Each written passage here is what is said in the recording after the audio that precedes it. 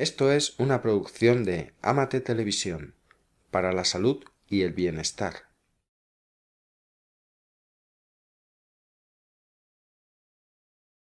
Yo soy Lori Thompson y trabajo aquí en San Sebastián en Fundación Matia.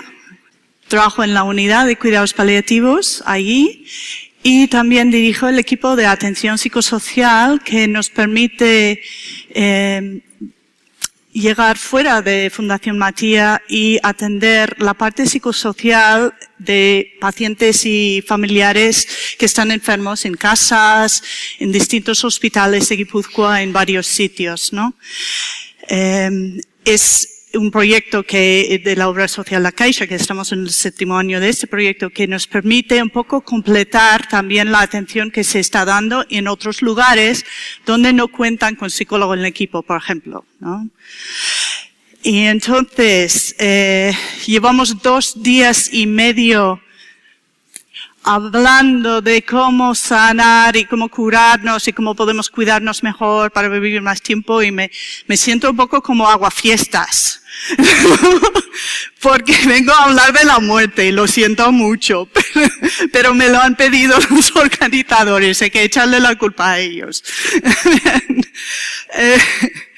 Pero sí tenemos que hacer esta reflexión sobre qué hacemos para atender la última parte de la vida, cuando no podemos sanar o no podemos curar las enfermedades, pues qué hacemos en ese caso, ¿no?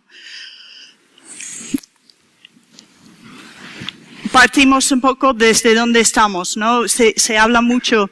También os tengo que decir que tengo sensación, yo llevo 20 años dando formación en distintos ámbitos y tal, y entonces tengo también sensación de que mucho de cuidados paliativos está muy hablado, a pesar de ser un campo pionero dentro de la medicina convencional. Entonces es un poco, espero poder aportar, ¿no? A través de esto, quizás no hemos llegado a todos los lados todavía que tenemos que hablar, ¿no?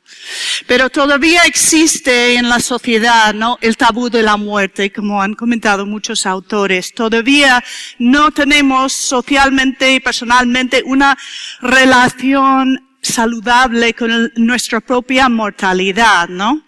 Y entonces el tema de la muerte sigue siendo tabú, ¿no?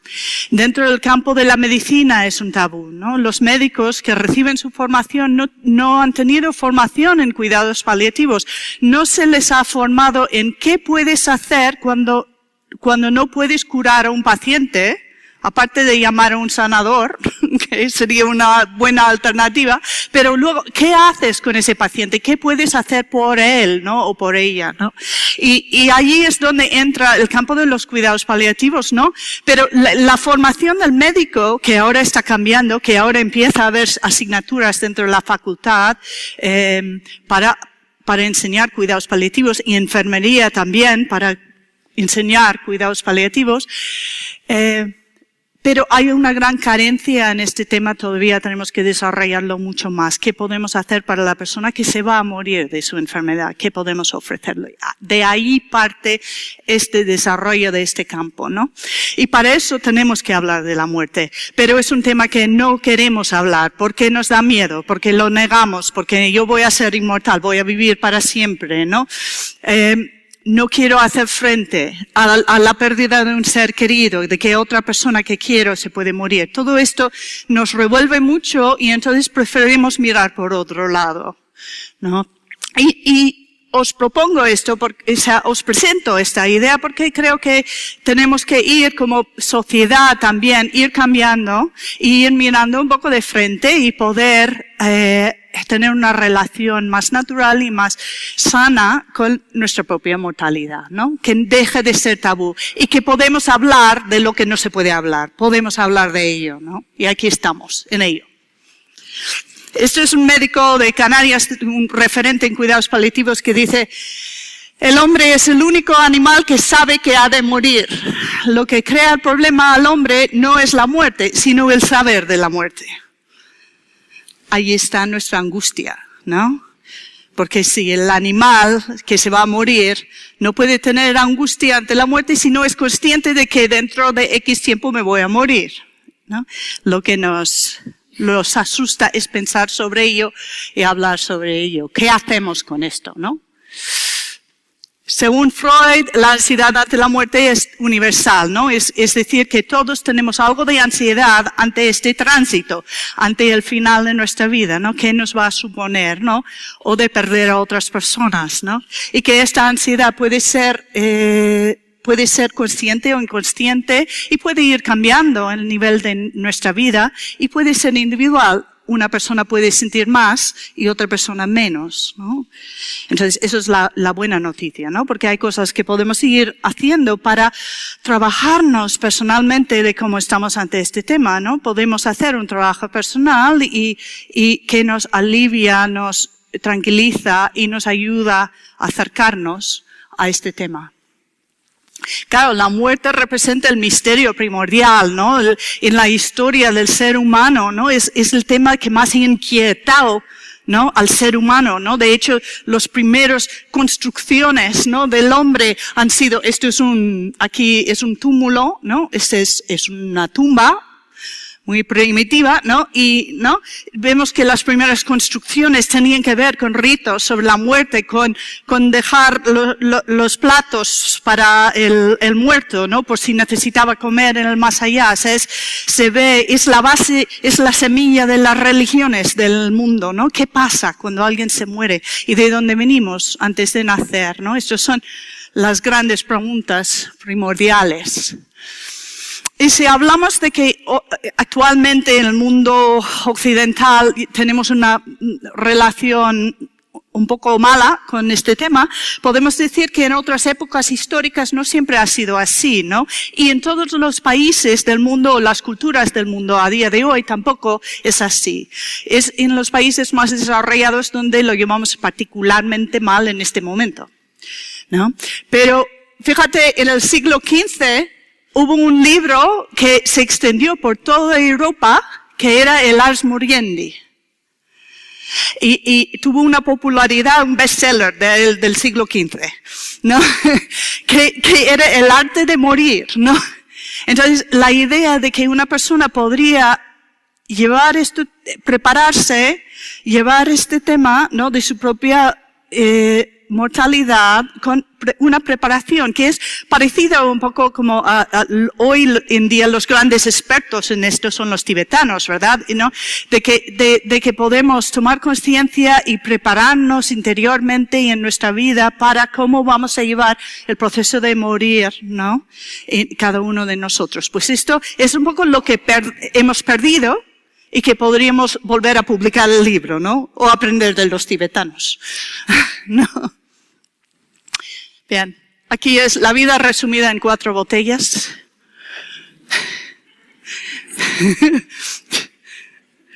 Cada uno puede pensar en por dónde voy. Bien. Vale. Y esto es hablando de los tibetanos, ¿no? El que escribió el libro tibetano de la vida y la muerte dijo esto, y no, yo creo que estaba siendo muy educado y no estaba hablando de los tibetanos, estaba hablando de los norteamericanos donde él estaba en ese momento, pero dijo así, se incluyó. Dijo, con respecto a la muerte, somos como niños que se tapan los ojos jugando al escondite, ¿no? Y se figuran que nadie puede verlos.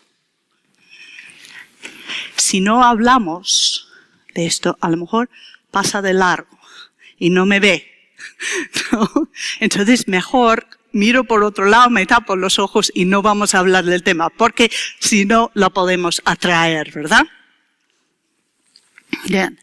Pero esto, ¿qué significa? Es que significa cómo vamos a atender, si somos sanadores o somos médicos, somos terapeutas, yo soy psicóloga, o sea, ¿cómo vamos a acercarnos a la persona que se está muriendo cuando eso nos acerca a nuestra propia mortalidad y a nuestra angustia ante la muerte? Pues mejor estamos en cualquier otro sitio, porque desde mi angustia, si no sé gestionar mi angustia, y trabajarme esto, entonces no voy a poder acercarme y ayudar al otro, el que se va a morir, ¿no? Y entonces sí que hay una parte donde en cuidados paliativos yo creo que es muy conveniente hacer como una formación profesional que cada uno desde su estamento ¿no? Y luego un trabajo personal, ¿no? De mis emociones, de mis pensamientos, mis creencias, mis pérdidas, etcétera, cómo estoy, ¿no? Para poder acercarme y ayudar al otro. Porque, como dicen algunos compañeros, no podemos acompañar al otro más allá de donde hemos llegado nosotros mismos. Entonces, un poco como sociedad, ¿no? Cómo solemos tomar la muerte, ¿no? O desde la medicina, cómo se entiende, ¿no? Si no es desde cuidados paliativos. Dice, claro, nuestra ciencia, nuestro desarrollo tecnológico ha sido con el afán de controlar el mundo, ¿no? Vamos a controlar hasta el tiempo en las Olimpiadas para que no llueva durante las Olimpiadas. O sea, vamos a controlar el mundo y así nos va, ¿no? En la ecología, en cómo, ¿no? Nos colocamos por encima de los animales y de la naturaleza y del ciclo vital como si fuéramos, ¿no? Los dioses o los que mandaban el mundo y vamos a controlar todo lo que pasa en el mundo. Claro, luego viene la muerte y ¿qué ha pasado? ¿No? De repente algo que no podemos controlar lo llamamos fatal, ¿no? Entonces lo entendemos, es un accidente, es que, ¿no? Un accidente, lo que pasó, ¿no? Pues no tenía que pasar, pasó, ¿qué le vamos a hacer? Tocó, ¿no? Algo mala suerte, es un fallo técnico, ¿no? O sea, ¿no? ¿Cómo podemos explicar? Es el descontrol. Y entonces, si vivimos como un afán de controlar tantas cosas en el mundo y no vernos como parte del mundo animal, del ciclo vital de este planeta, ¿no? Entonces, no podemos entender, no podemos aceptar lo que no podemos controlar. Y la muerte es el gran descontrol. Y veo esto en nuestros pacientes, ¿no? Como cuando se van debilitando, con su cuerpo va fallando y hay tanta impotencia, tanto que no puedo controlar de lo que me está pasando en este momento, ¿no? Que este descontrol es muy difícil, genera muchísima angustia. Entonces, es una gran lección vital de cómo aceptar lo que no controlamos en esta vida. Aceptar. Yo creo que la palabra en mayúscula es esto, es aceptación, ¿no? De lo que va más allá de nuestro control, ¿no? Entonces, claro, desde ahí podemos entender, ¿no? No vamos a entrar en debates, historias, pero que entendemos que desde ahí es muy fácil. O sea, digo, bueno, pues la eutanasia, pues por lo menos no controlo de que voy a morir, pero decido cómo y cuándo y de qué, ¿no? O sea, es un intento de volver a coger el control sobre una situación que me sobrepasa, ¿no? Entonces, claro, es un poco claro. Yo estos días estoy oyendo a muchos criticando lo que hace la medicina, lo que hacen los médicos, y esto se ha metido mucho con ellos. Yo les tengo mucho cariño, ¿eh? Que pienso que lo que es la medicina y lo que hacen los médicos es reflejo de la sociedad. No podemos echarles la culpa, ¿no? Es reflejo de cada uno de nosotros como el conjunto global que somos de seres humanos, de cómo estamos, en qué punto de evolución estamos y cómo podemos seguir evolucionando, ¿no?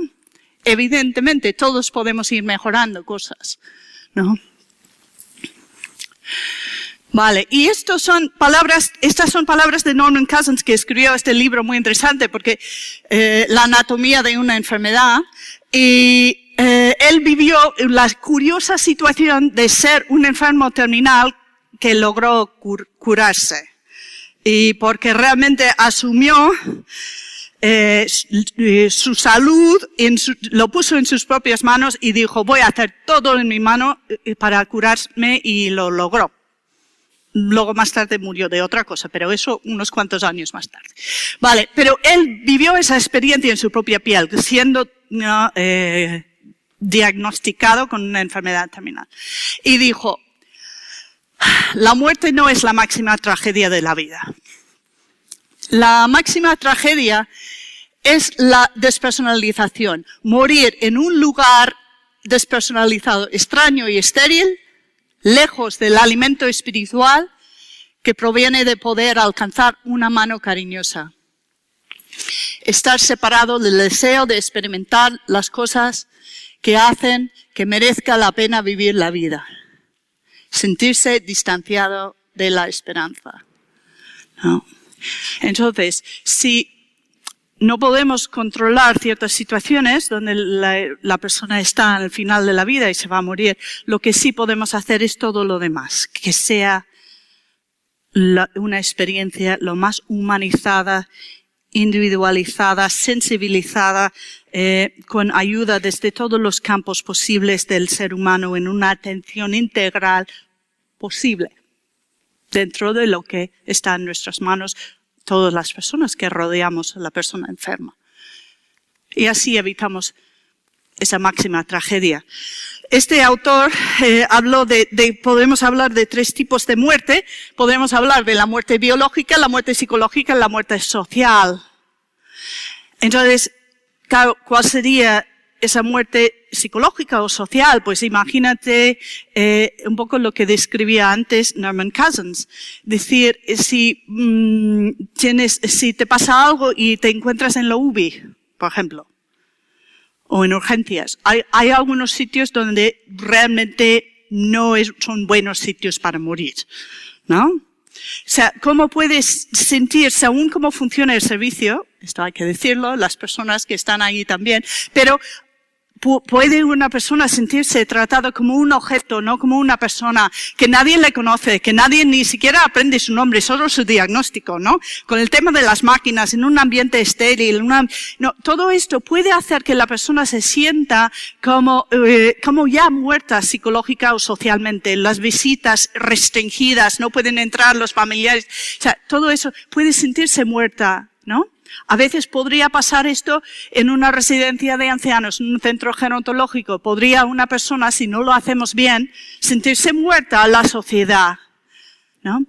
Entonces, una forma de decir lo que proponemos al hacer cuidados paliativos es de decir que estos 3 tipos de muerte fueran simultáneos.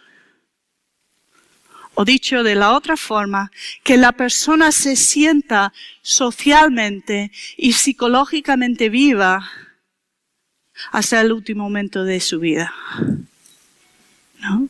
Esto es una forma de decir lo que proponemos, intentamos desde cuidados paliativos. No vamos a entrar en toda la historia. Mi marido estuvo un rato ayer escuchando una conferencia y luego cuando salió dice, miro la sala y cuántas mujeres, ¿no? ¿Qué es lo que pasa en estos temas con las mujeres ¿no? Y que pocos hombres? Bien, esto pasa en cuidados paliativos, las protagonistas son las mujeres. Menos en España, que hay algún que otro hombre, ¿no? Aquí, ¿no? Bien. Pero sí que hay 2 mujeres que han cambiado el mundo, ¿no? Y una es Cicely Saunders en Inglaterra, que creó St. Christopher's Hospice, y ella trabajaba con los enfermos terminales y decía, hay que hacer esto mejor. O sea, estamos haciendo esto muy mal y hay que hacerlo mejor. Y creó un modelo para trabajar de otra forma. Y esto pasó en los años 60, ¿no? En Inglaterra. Y St. Christopher's Hospice sigue siendo un referente mundial. Personas vienen del mundo para conocer cómo trabajan ahí, ¿no? Y realmente cambió el mundo. Y gracias a ella, en Inglaterra se llama hospice. En inglés lo dicen hospice, pero aquí y en otros países cuidados paliativos. Y la otra mujer que cambió el mundo en este sentido es Elizabeth Kubler-Ross, que seguramente hay unos cuantos que han leído libros suyos, ¿no? Como psiquiatra, hablando de la psicología del paciente, de la persona en situación terminal y cómo vive esa situación, ¿no? Y cómo viven los familiares y cómo viven los niños entonces realmente ella también cambió el mundo con lo que hizo. Bien, en España, en los años 80, mediados de los 80, es cuando se empieza a crear unidades de cuidados paliativos. Y os pongo esto simplemente para darnos cuenta de que es relativamente joven. Yo pienso que hemos estado hablando de muchos campos de medicina alternativa, etcétera, etcétera. Y por cierto, que estoy muy emocionada de estar aquí y formar parte de este puente, que no lo he dicho antes, pero realmente es un privilegio para estar con vosotros compartiendo esto, ¿no? vamos a decir que el campo de cuidados paliativos es bastante joven dentro de la medicina convencional y también ha tenido sus dificultades para entrar, ¿no? Porque crean esto y los demás médicos decían, sí, todo eso ya lo hago desde siempre, pero eso no aporta nada, pero sí ya. Y no era verdad, pero cuando no sabes que no sabes, piensas que sabes.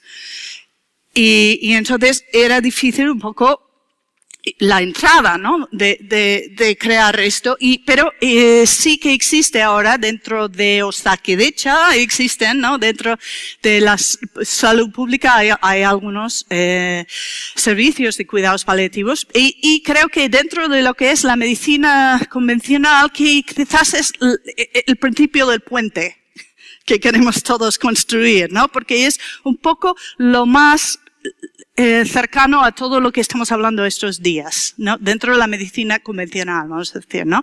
En el sentido de lo humano, de lo cercano, de lo individualizado, de la atención holística, global, de las personas, etcétera, etcétera, ¿no? De los aspectos espirituales, emocionales, sociales. Cicely Sanders dice, claro, el problema de donde parte esto de antes era que la enfermedad terminal se inicia en el momento que el clínico dice ya no hay nada que hacer y comienza a retirarse de su paciente, ¿no? Es un poco por esta razón hay que hacer algo, ¿no? Y la respuesta a esto es que siempre hay algo que hacer. Entonces, si paramos y reflexionamos, siempre tenemos muchísimas cosas que podemos aportar a las personas que están en esta situación. Y para evitar un abandono por parte del médico, clínico, terapeuta, quien sea, sino un acompañamiento y quizás cambiar la palabra curar por cuidar, ¿no? Y por esta razón algunos dicen, en enfermería ha sido más fácil la acogida de cuidados paliativos porque enfermería desde siempre está formada para cuidar, ¿no? Y sin embargo el médico estaba formado para curar. Entonces no sabía cómo entrar en esta otra parte, ¿no? Pero ahí estamos todos, estamos entrando, ¿no? En ello. Siempre hay algo que hacer.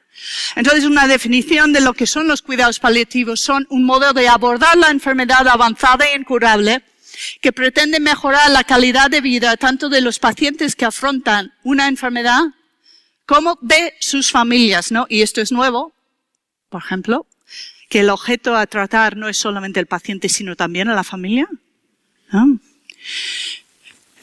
Mediante la prevención y alivio del sufrimiento a través de un diagnóstico precoz, una evaluación adecuada y el oportuno tratamiento del dolor y de otros problemas tanto físicos, psicosociales y espirituales. Entonces, como ves, se intenta dar una atención integral a mirar toda la persona y entonces, claro, necesitas los aspectos emocionales, los aspectos sociales, los aspectos espirituales, ahí entran, ¿no? Y cómo podemos juntarnos para atender a toda la persona en su conjunto, ¿no?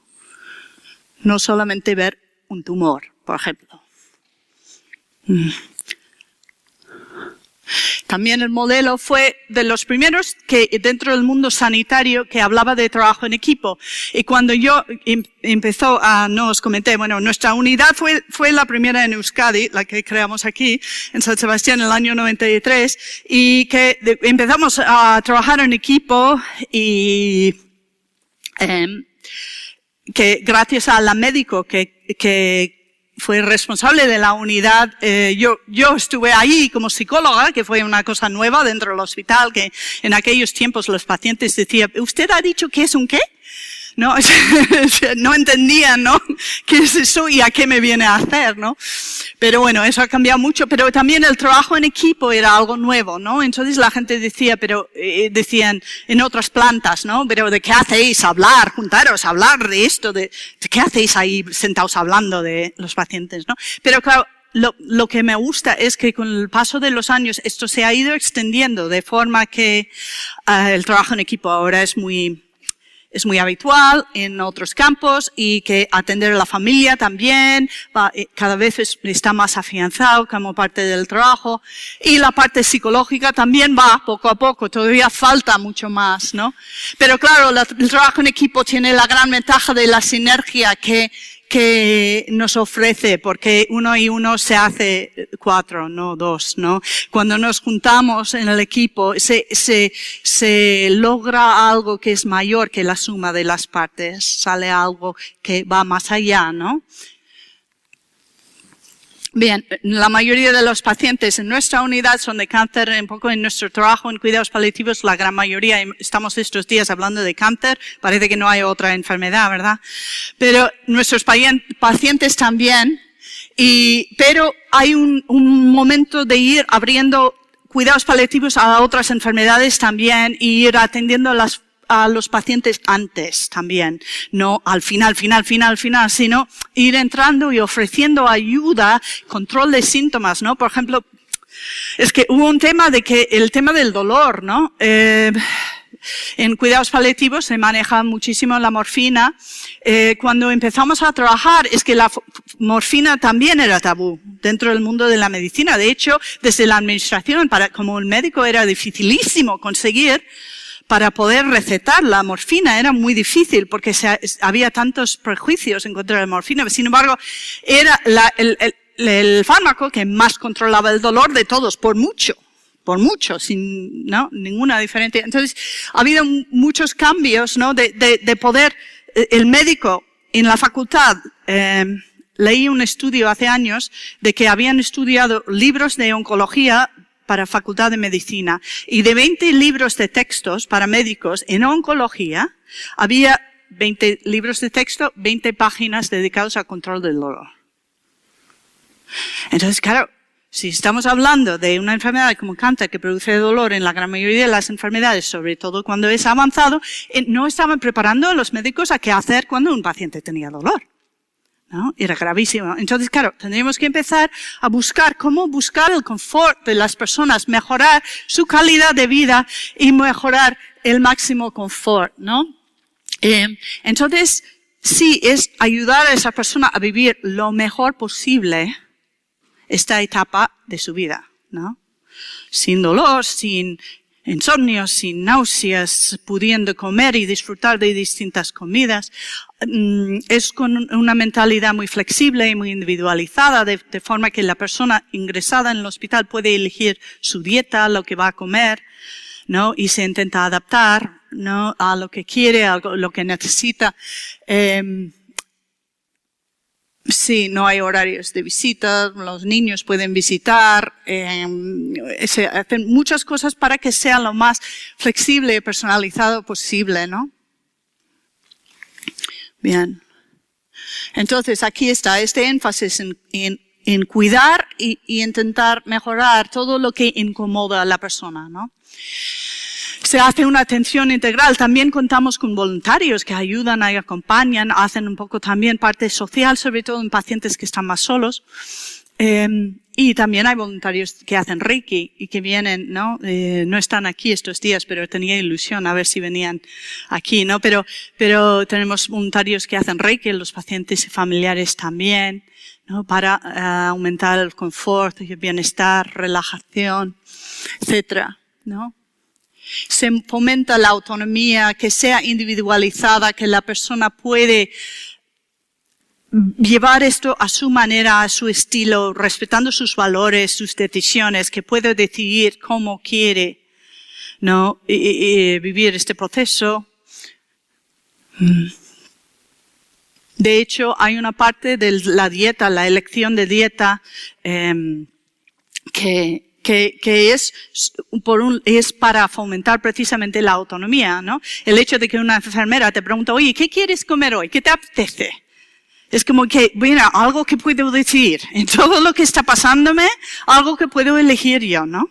Esto es la importancia de esa flexibilidad para que sea la institución la que se adapta a la persona y no al revés, ¿no?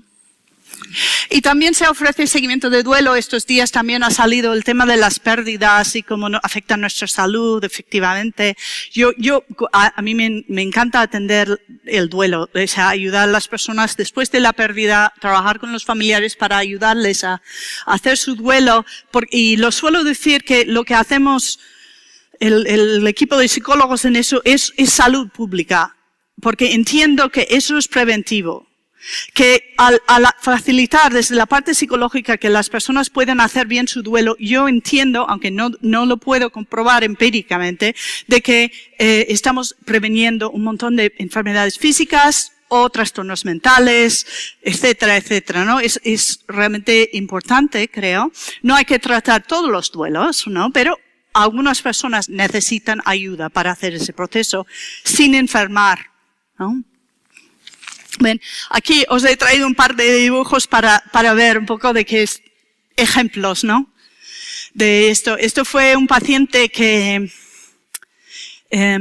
tenía mucha dificultad de expresarse. Era un paciente joven y le costaba mucho como comunicarse verbalmente. Y cuando le ofrecieron psicólogo era como, ¿qué? No, o sea, yo no hablo, ¿no? O sea, le asustaba, ¿no? Todo el tema emocional.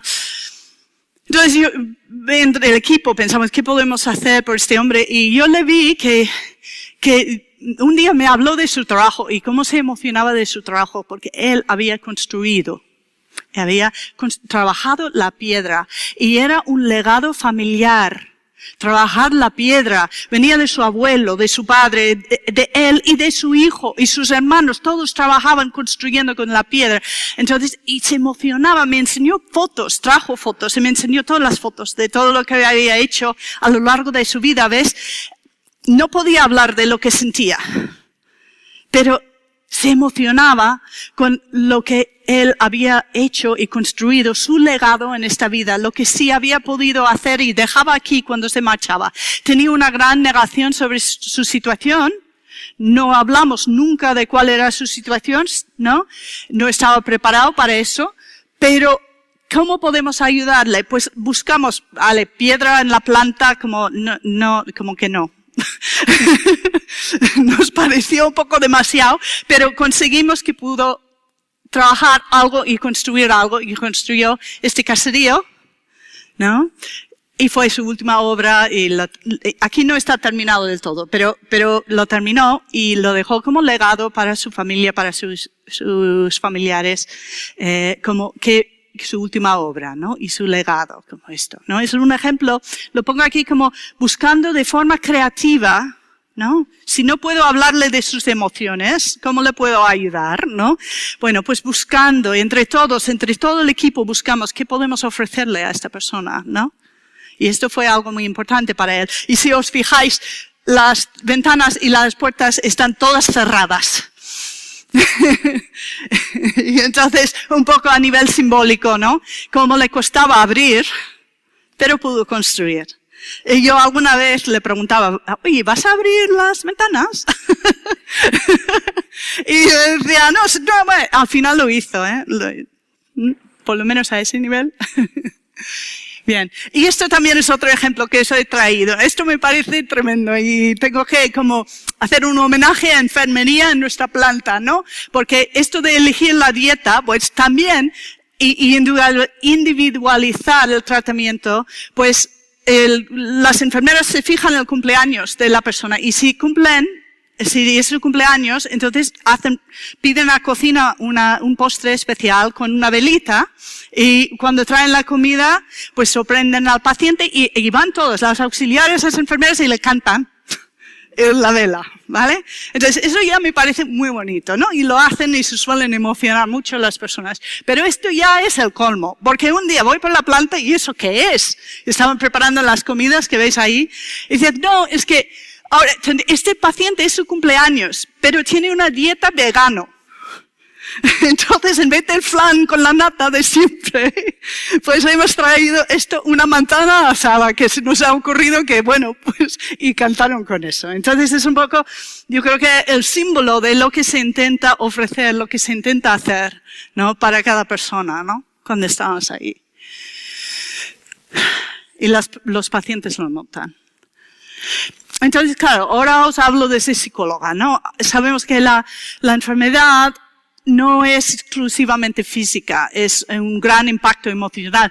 Yo creo que lo estáis sintiendo todos porque estáis como muy serios. ¿Estáis asustados? Vale, vale. Es que veo como mucha seriedad aquí. Es como, oye, pasemos de tema, ¿no? Vale, a ver. Hay un impacto emocional importante y también en nosotros, ¿no? Los profesionales, los que trabajamos con las personas, también sentimos esas emociones y tenemos que cuidarnos y buscar qué hacemos con todo esto, ¿no? Con lo que me produce. Vale, es una experiencia integral que toca toda la vida, es una crisis familiar, ¿no?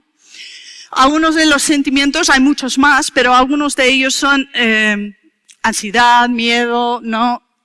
Tristeza, rabia, culpa, incertidumbre, mucha incertidumbre sobre lo que va a pasar, cómo va a ser, cómo es todo esto, y mucho shock, ¿no? Entonces todos estos sentimientos y más están por ahí, y yo como psicóloga soy la especialista en el equipo, pero esto es un tema no mío, es un tema de todo el equipo de intentar dar un apoyo emocional básico y todo el equipo tiene algo de formación en cómo ayudar con las emociones también, ¿no? Y escuchar y eso, ¿no? Podemos hablar, aquí hay una definición del sufrimiento, pero lo que quiero resumir es esto. Ante el sufrimiento que pueden sentir los pacientes o los familiares, lo que podemos mirarlo como la balanza, ¿no? Entonces, un sufrimiento es, por un lado de la balanza está todo lo que nos amenaza. Una sensación de amenaza, como una enfermedad debilitante o grave y que veo amenazada, pues mi capacidad de funcionar, mi rol social, etcétera. Esto en un lado es la amenaza y luego por otro lado, y esto es muy importante, está el lado de los recursos.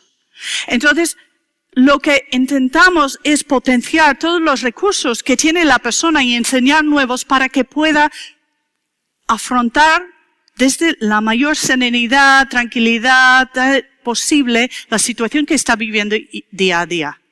¿No? Entonces, esto es lo que, con esto jugamos. Si no podemos cambiar un pronóstico, sí podemos ayudar mucho a cómo se va a llevar toda esta situación, desarrollando los recursos, ¿no?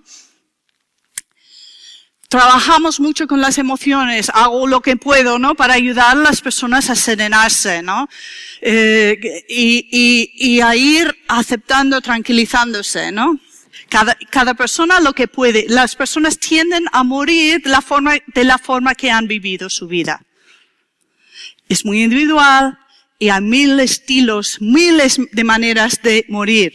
Y nos enseñan mucho. A nosotros, ¿no? Los que trabajamos ahí. Esas son las etapas de Kübler-Ross que podéis leer en cualquiera de sus libros y también decir algo sobre, trabajamos mucho dentro del contexto de la relación. Entonces, el desarrollar una relación muy importante, una relación de ayuda que va a ser una herramienta terapéutica, que eso ayuda a producir cambios. Y esto también no es solamente de la psicóloga del equipo, sino de todos. ¿No? De cómo nos relacionamos con la persona y qué visión que tenemos sobre esta persona con su historia, con su vivencia, ¿no? Con su biografía, con su legado, con sus valores. Y en nuestro trabajo, la comunicación es una herramienta de trabajo, porque con la comunicación podemos ser mucho más terapéuticos, podemos sanar muchas cosas, ¿no? Esa es la pregunta de que si estamos hablando de un proceso de morir, la pregunta es, ¿podemos ir sanando cosas a lo largo de acercarnos a la muerte? ¿No? Yo sí digo que sí, a eso voy cada día a planta, a ver si puedo ayudar, ¿no? Las personas hacen grandes repasos de su vida, están trabajando sobre el sentido de su vida, ¿no? Y trabajamos todos con la comunicación como una herramienta de trabajo. Y parte de ese ámbito de comunicación, que es solo una parte, es cómo manejamos las malas noticias, ¿no? Y entonces, bueno, pues cuando los temas que doy formación es formar, ¿no? A profesionales, cómo manejar, cómo damos información, cómo damos malas noticias, cómo lo podemos hacer para que no sea dañino, pero que ayude a la persona en el proceso, ¿no? Y alguno en el descanso me ha dicho, pues si llevas años haciendo esto, lo debes hacer muy mal porque todavía, no, pues, pero bueno, estamos en ello. O sea, intentando de que todos podemos aprender, ¿no? Los que vamos a trabajar con este tema, cómo manejar bien la comunicación, ¿no? Así como esto.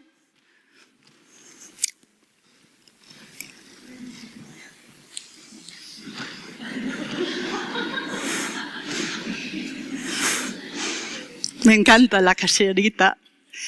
O esto, ¿no? Aquí es el médico que tiene los problemas.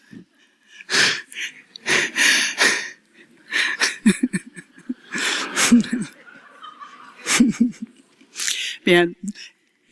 No es fácil. Aquí, si tuviera más tiempo, os hablaría de la familia de duelo, esto era un grupo de duelo de los que hacemos. Pero tenemos que terminar. Pero y los aspectos espirituales, ¿no? Lo que sí quiero decir un poco para resumir, ¿no? Parece ser que la entrada y la salida de esta vida son difíciles, son tránsitos difíciles, ¿no? Tanto el nacimiento, nacer no es tan fácil, parece ser, ¿no? Y morir no es tan fácil. Son grandes retos, ¿no? De la vida, pero merecen mucho la pena atender bien, ¿no? Esta entrada y esta salida de la vida, que tiene mucho en común, del círculo y tal. Entonces, ¿podemos hablar de sanación en la persona que se está muriendo? ¿No? ¿Estáis de acuerdo conmigo, no? Que sí. Y podemos como sociedad evolucionar hacia una relación más sana con la muerte, ¿no? ¿Estáis de acuerdo en eso? No, pues esto es un poco la propuesta. Espero que os haya aportado algo y muchas gracias.